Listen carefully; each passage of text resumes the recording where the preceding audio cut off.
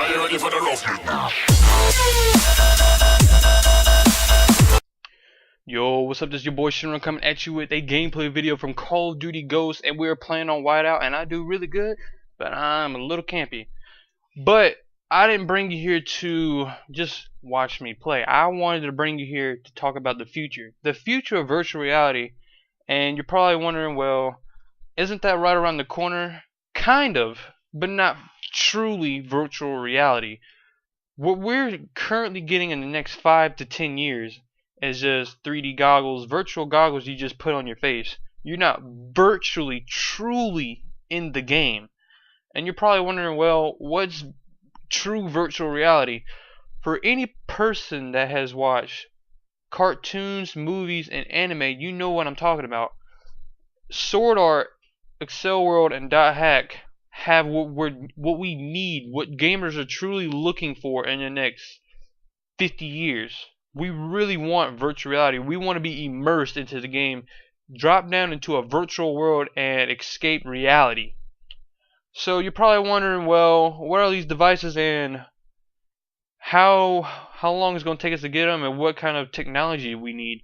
Well, to get to where they are right now, it's going to take a lot of research with the brain. There is a lot about the brain that we have currently not discovered from what I've been reading on the internet. There is a lot of the brain we have not discovered about our nervous system and about other things, how to access certain parts of the brain, how to unlock certain parts of the brain so we can get more intelligent. So, for the people that watch Accel World, you know what I'm talking about when I talk about the chip. The chip that gets implanted into your brain. This currently won't be available for our generation, or the generation in front of us, or the generation behind us. We gotta wait another generation. The people are about to be born when this chip is developed. If it gets developed today, children that get born today will be able to have it. Because you need to be a baby in order to have the chip. It is easier to open up a baby's head because the skin's still soft and they can just implant into the brain.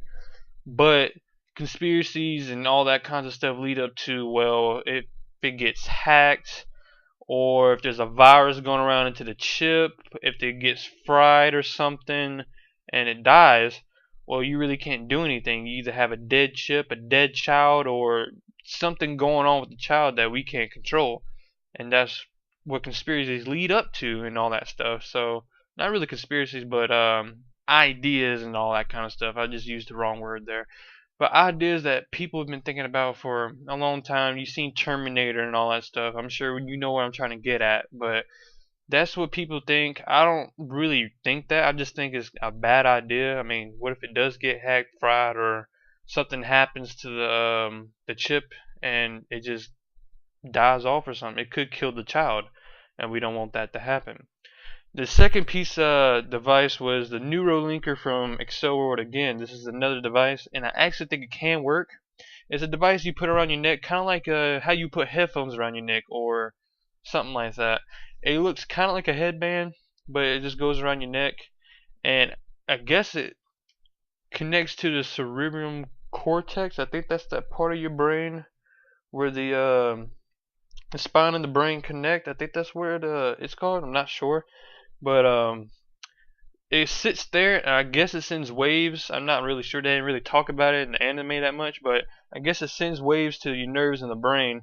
And it kind of came up like Windows. Like, you'll see the windows like in your eyes. Like, you'll see it in front of you, but nobody else can see it. So you could just swipe left, swipe right, and you could see the windows. I thought that was pretty nifty.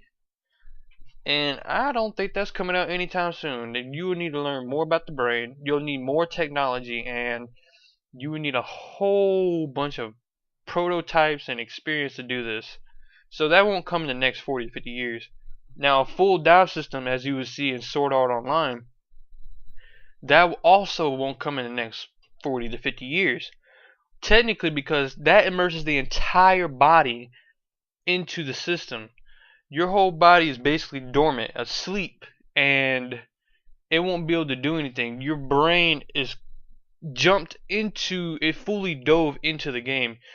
Like, all your nerves, you'll be able to smell, feel, touch, and do whatever you want to the game.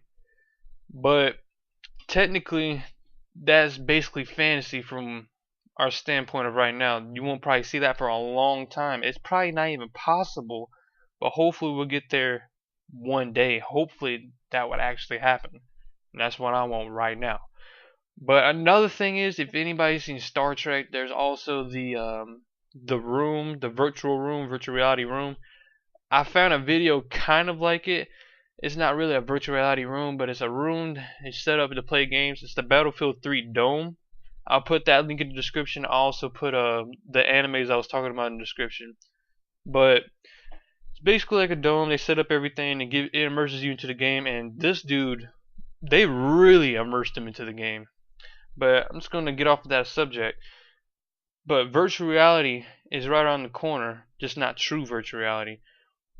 I want to know y'all's thoughts on what you really think about virtual reality, how we're going to get there, how long it's going to take for us to get there, and what do you want to see in virtual reality?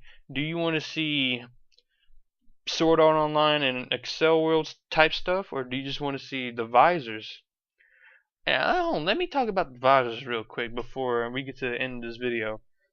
The visors that Microsoft, I think Samsung's coming out with one, I've heard. Oculus and Sony. The visors are basically two screens into the system. They're OLED screens, or I think some people trying to get a higher resolution. I think the highest resolution right now is 1080p. But if they can put 1920p screens into these visors, they might actually fully immerse us. Not fully, but they might get us into there, and it might be nice and all that kind of stuff, but they won't fully get us into the game. But all they really need to do to perfect their goggles is 1920 by 1080, wonderful sound, and something that does not strain the eyes. As you know that Nintendo came out with, I think it's called Virtual Boy. They came out with a virtual reality back in the, I think, 80s or 70s. I think it was actually, the 80s. That crap killed your eyes. Anybody that used that probably went blind, as I've been told from many people on YouTube and gamers and friends that have had this device. They said it makes you go blind. Hopefully, virtual reality in the next 5 to 10 years doesn't do that. I don't want to go blind from putting on goggles and looking into the screen.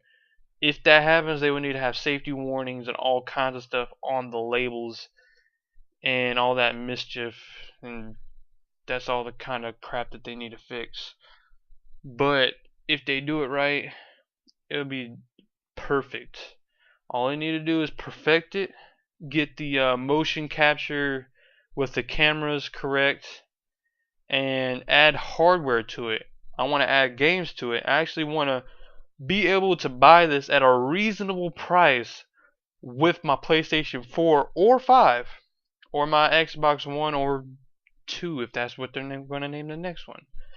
But I don't want to be spending $2,000 on a system and some goggles.